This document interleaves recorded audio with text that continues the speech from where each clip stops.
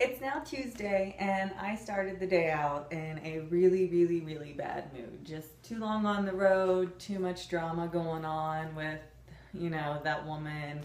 And I knew that I was going to have a couple of really tough conversations today with some people. And that was really weighing heavy on me, and I was tired and I was annoyed. And then I found out that we had to stay in a Best Western tonight instead of a Hilton or a Marriott or something like that, which I know for most people doesn't sound like a big ordeal, but when you live in and out of hotels, it is for us.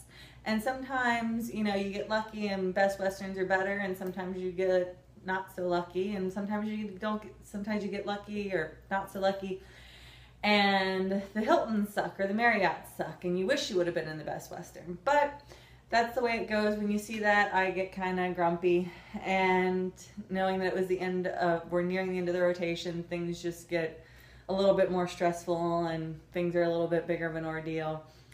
So I ended up having those tough conversations, and they went better than I expected them to go. And then when we landed here in Kansas City, where I was unaware of this because I don't follow sports, that the World Series is the first two games are tonight and tomorrow night. And our passengers got off the airplane. They took one look at us and they said, "Are you guys staying here for the next 2 days and then flying us back?" And we said, "Yeah, we're staying." And they said, "Are you going to the World Series?" And no, I mean, how would we know we were going to be here during the World Series, and why would we put that kind of investment in? And they looked at us and they go, "Here you go." And they handed us 4 tickets, 2 for tonight's game, 2 for tomorrow night's game, for the World Series in the dugout box. So I'm going to be super duper close. And my co-pilot was unsure of whether or not he wanted to go. And I'm just like, who gets free tickets to the World Series? Are you kidding me? When is the last time you've been given free tickets to the World Series? It's crazy, especially great seats like these.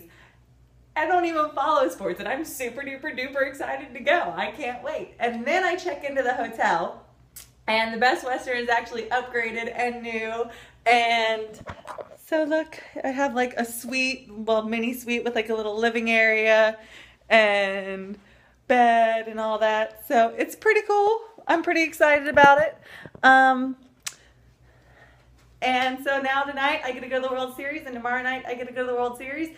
And if my co-pilot decides he doesn't want to go, then I have plenty of offers for people to pay me for the tickets and drive me. My friends are like, "Go ahead, call somebody else. Like, just stand outside, pick a stranger you like, and go with them." And so we'll see. Maybe my co-pilot will go, maybe not. But I'm going to the first 2 games of the World Series for free and sitting right behind the dugout. Yeah. Happy dance, happy dance, happy dance. What's sad is I had to phone a friend, my friend Carol, who's totally into baseball, and ask her how good my seats were and how much they were worth in case my co-pilot didn't go and whatever. But yeah, so I have always tried to not start off my day in a bad mood, trying not to have preconceived notions of things and future thinking and past thinking as part of like yogic principles.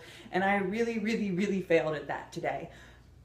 But somebody once told me it's not how you start the day, it's how you end it. And I'm going to end it going to the World Series. So here I am at the World Series Game 1, and guess what? She got the last spot! And 24,000 spots! Yeah! Like what?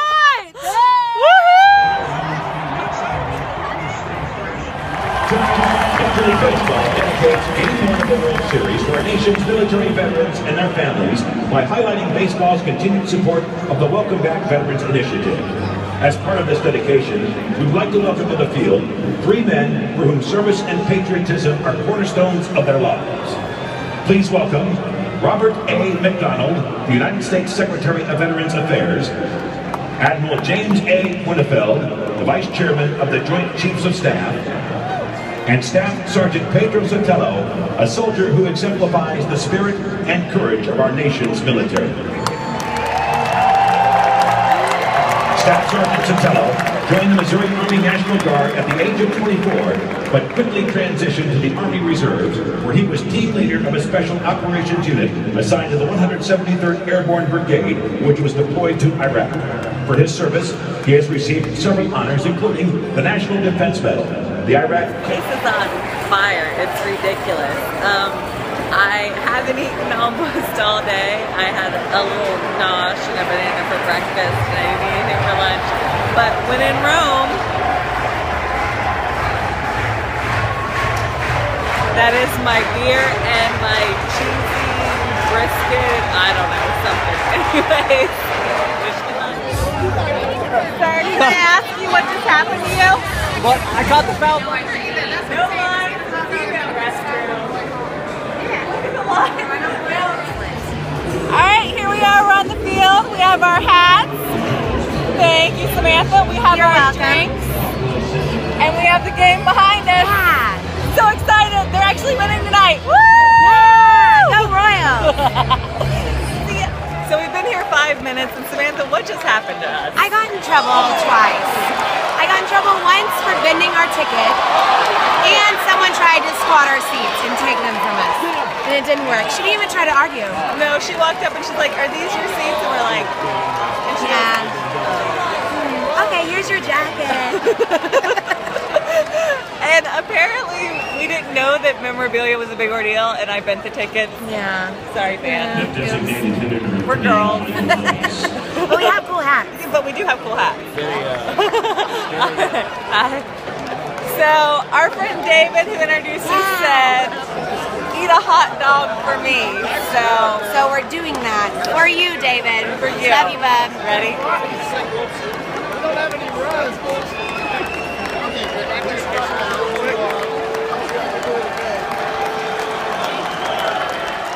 So here's what happened.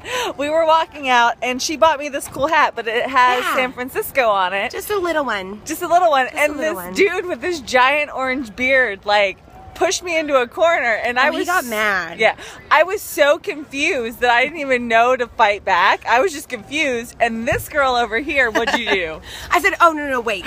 Don't you worry. She's a Royals fan. Don't you worry. You need to back off, buddy." And then he said, "Well, this beard took me 29 years to grow." And I said, "You know what? If it took you that long, you need to work on that." And none of our friends will believe that I was the one that backed off and she was And the one I that... stood up for her. Like, no one will think that happened. But it did. Hashtag... What? What are we gonna hashtag?